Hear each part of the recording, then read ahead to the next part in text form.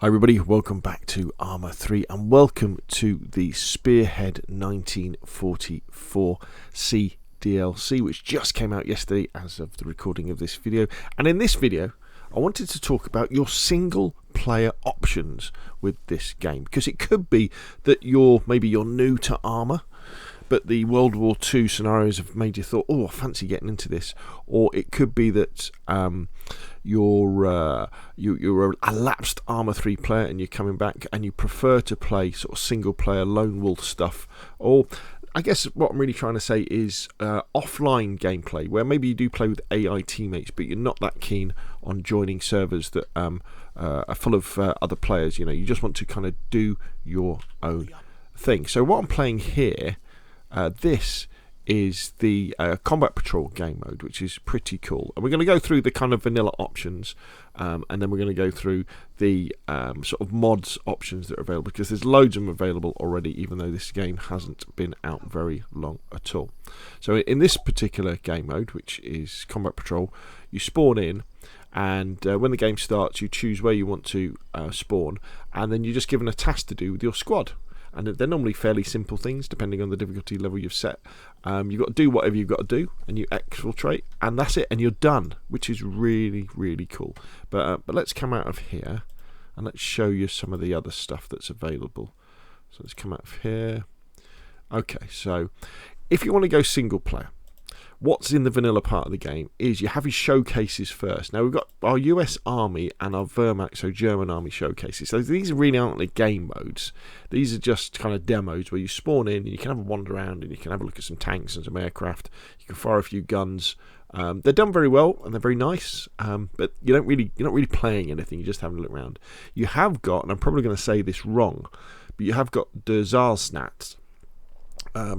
And this is a proper single player game mode where you'll spawn in as a member of the French Resistance. You're given different tasks to do around the map, sort of steal things, infiltrate places, and then eventually you've got to kill this high value target. And that's the only real vanilla sort of single player kind of story that you've got. And then if you go into game modes, this is where we have Combat Patrol, which I just showed you, which I kind of really like, because it's short form gameplay and it helps you get used to the combat mechanics of playing the game, which is nice. We've got Escape, which is in Normandy, where you're a prisoner, you've got to get out of there, and you've got Warlords, which is a massive game mode, a bit like a massive game of Battlefield Conquest, where you've got to go and capture all these different sectors as you go along. Now, it is early days, so I'm very sure that there will be more official single-player scenarios and missions and game modes that will be coming out as we go along. And in fact, depending on when and where you watch this video, they could already be in the game, and you could say, well, I've got more than that in my menus.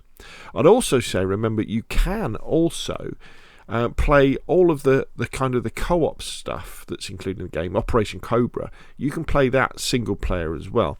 The only problem is that the performance isn't that great. So if you go into multiplayer and then you go into host a server, and you just host a server and then just pick Normandy as your map, you have the option to jump into all of these. I had a go, I think, with the first one yesterday, Liberation of St. Giles. It gives you a warning. It says, look, you're better off playing this on a multiplayer server because the game takes a massive performance hit. I guess because it's trying to control all these other AI.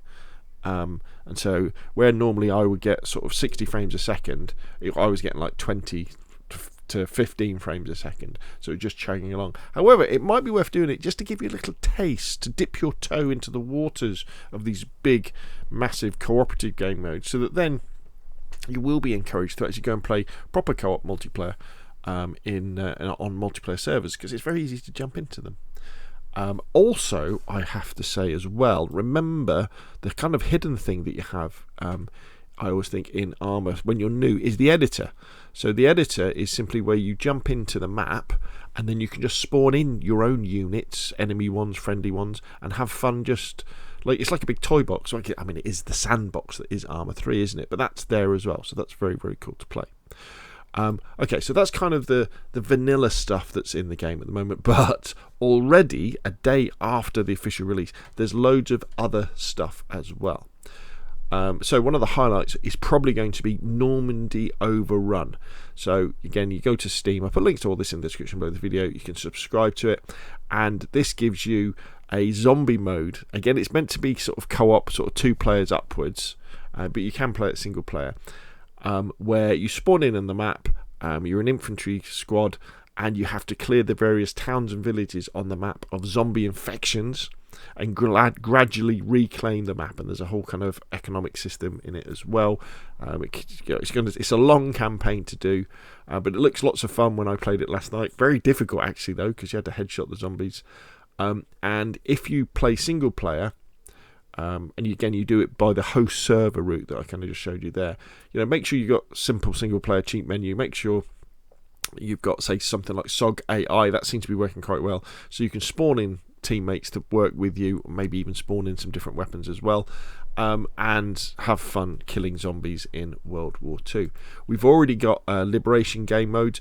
How good these are playing in single play, you'll have to give them a go. We've already got Clash Point game modes as well. War Machine is been updated, and Anti-Stasi, that's easy for me to say, has been updated for the Normandy map with Spearhead 1944. You do need to use it with IFA3, but I think that's a good single player option because you can host it locally. You jump in as a guerrilla. I mean, I think that works really well, doesn't it, for Normandy? Because you'd play as the French resistance, wouldn't you? I mean, and you're fighting against the Germans. How good is that? I mean, I think that is very, very immersive. I like that idea a lot. And by the time you come to watch this video, just go to the Steam Workshop, go to the browsing thing, click on scenario, and just do it for the week or 1 week or 3 months, and you'll already see the 1944 content starting to appear as people convert their existing game modes, their existing scenarios, their existing dynamic missions to Spearhead 1944, so that you can enjoy them. As I said, SOG AI seems to be working okay. I'm pretty sure Johnny Boy will do a big update pretty soon so that it's fully compatible with the relevant missions and aspects of Spearhead 1944. Highly recommend Web Knight's 2 primary weapons when you're playing single player. Remember, you can't use these in multiplayer because the server won't let you on, but the ability to be able to have a sniper rifle over your shoulder and a submachine gun for close quarters combat it makes the game more fun, I think. You need CBA3 for that.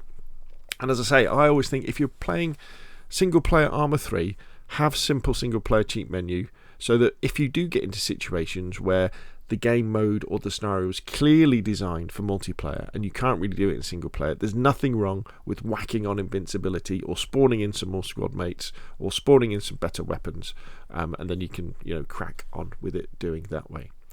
And also remember, with all of this, if you're listening to this and thinking, okay, well there's not that much content in the DLC right now, just remember it's only like £13.49p. This isn't very expensive, and you're getting this really high quality map. You're getting these high quality assets. Okay, there's not that many of them at the moment, but I'm sure many more will be coming in.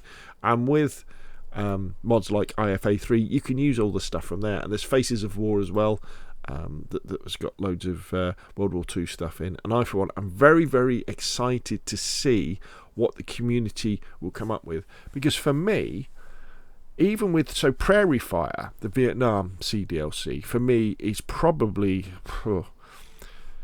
one of the greatest video game experiences I think you can have single player. But that only really fired for me and started really getting me excited about it when SOG AI got some updates so that it was better, and the game got some updates as well, the DLC got some updates as well. So these are very early days for Spearhead 1944, and the best is yet to come as far as single player content goes. I don't think it probably gets the focus it should do single player Arma 3, because it can be really, really good when it's in the right sort of situation. Anyway, I'll put as many links as I can in the description below this video. What do you think? What have you found? What's good to play single player solo offline? Put the links in the comment section down below. And of course, I'll see you again soon.